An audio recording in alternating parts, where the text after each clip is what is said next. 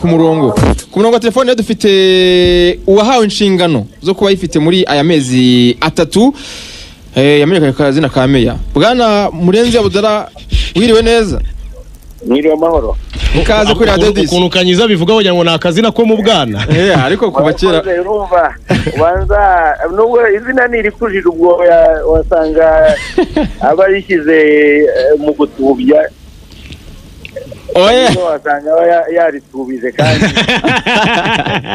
oya je ahubwo nongeyeho Haji akazina keza aha iryo naryumva ko naryo ni rimwe mu mazina manini nabonye warakoze mutambakira mutagatifu ubwo Haji ryabaye iryawe no kubishimira Imana. Bwana Murenzi Abdallah reka tuguhe ikaze mu kiganiro kuri cya sport kuri Radio Dis.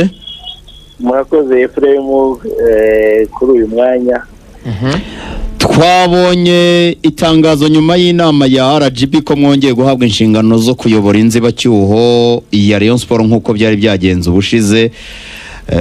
Natangira mbabaza uko mwabyakiriye nubwo ari ibintu mumenyereye. Murakoze ni buriya ikintu cya mbere gikomeye ni ikizere. Iyo ugize amahirwe abantu bakizere ko bakona mu bushobozi nk'uko mbivuga buri munyarwanda akwiye kuba yiteguye kwakira inshingano igihugu kimuhaye ariko noneho biba byiza cyane iyo ari n'inshingano zisanzwe urimo ukunda siporo ni ubuzima bwacu noneho byagera kuri Rayon Sport rero bikaba ari akarusho. Inshingano twabonye inyandiko haba harimo bikeya birumvikana ariko noneho turabafite tugize amahirwe yo kuba turi kumwe namwe mu kiganiro. Inshingano mwahawe ni izihe mwasobanurira abareyo n'abadukurikiye? ngira ngo nkuko mwabibonye mu nyandiko iduha inshingano yaba yakozwe n'umuryango ndetse n'iyakozwe na RGB ni inshingano zikuye muri ziriya ngingo enye cyangwa eshanu numva bikunze turateganya yuko twakora press conference tukazirambura mu buryo burambuye n'abanyarwanda bakabimenya ariko ubundi nk'uko biri muri iriya tangazo nuko ibyari byaratangiwe byo kuvugurura amategeko gukomeza kubaka no kunoza imiyoborere myiza gukora ubugenzuzi navuga buri independent cyangwa independent audit gukomeza kugarura ihumure mu bakunzi ba Rayon Sport ariko no mu bafana no mu bakunzi ba sport muri rusange bigendanye n'ubuzima bwa buri munsi bw'umuryango. Ubwo twari twabonye komisiyo yo kuvugurura amategeko ntabwo abayirimo twababonye aha namwe ntabwo mwari mwayigiyemo twumvise ko mwari mwabandikiye ko mwebwe mutagiyemo. Iyo komisiyo nimwe mugiye kuyiyobora irakora ite iratangirira kuri zeru irakomereza aho yari igeze?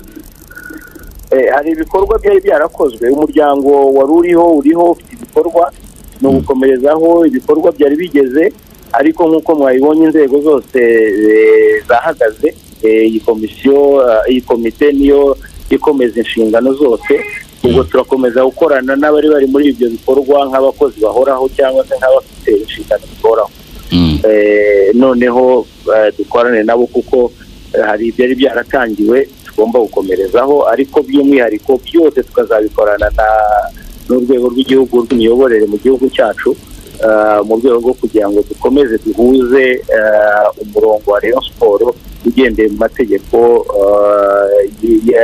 agenga imiryango itari iya leta mu Rwanda. Inshingano ni zo kuganisha ku buyobozi bwa Rayon Sport. Dushobora kuzabona Murenzi atari uw'agateganyo noneho ahubwo ari perezida wa Rayon Sport?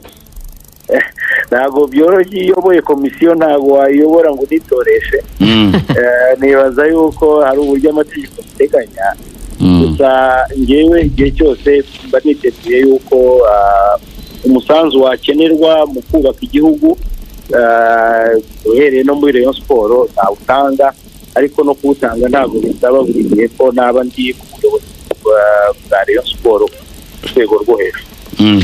Ko hari ikibazo cy'amatsiko n'abantu nabonye bibaza, hari ibyavuzwe ngo imibanire ya Skol na Murenzi Abudara ngo yihariye ishobora kwafekita kuba Murenzi Abudara yajya mu buyobozi bwa Rayon Sport. Ibyo byaravuzwe, sinzi niba mwarabyumvise. Nta mpungenge ko ibibazo mwigeze kugirana na Skol muyobora Ferwasi byakongera bikagaruka ku buryo umufatanyabikorwa wanyu w'ingenzi ashobora kwikuramo? Ese ubundi birahari ibyo bibazo ubwabyo birahari? Mwaretse kuvumba yo mwengewe ko tuzabiganira byose ejo. Ariko icyo nababwira nta kibazo gihari. Tugomba gutandukanya inzego n'abantu. Yego. Murenzi ni Murenzi, ariko yahawe inshingano, aba yahawe inshingano, aba agiye muri izo nshingano yitwa undi muntu, ntabwo aba akiri Murenzi. Byara nka individi aba agiye mu nshingano nk'uyoboye inshingano ahawe. Nta bibazo byabaye. Ahantu hose hashobora kubaho wenda kutumvikana ku kintu n'umuntu runaka, ariko ntibivuze yuko wowe uba ugiranye ikibazo n'umuntu cyangwa institution ibigiranye ikibazo. Dutandukanye rero institution n'abantu. Nta kibazo na kimwe mfitanye n'umufatanyabikorwa wari wese wa Rayon Sport, kandi nta n'icyo ntekereza ko kizabaho.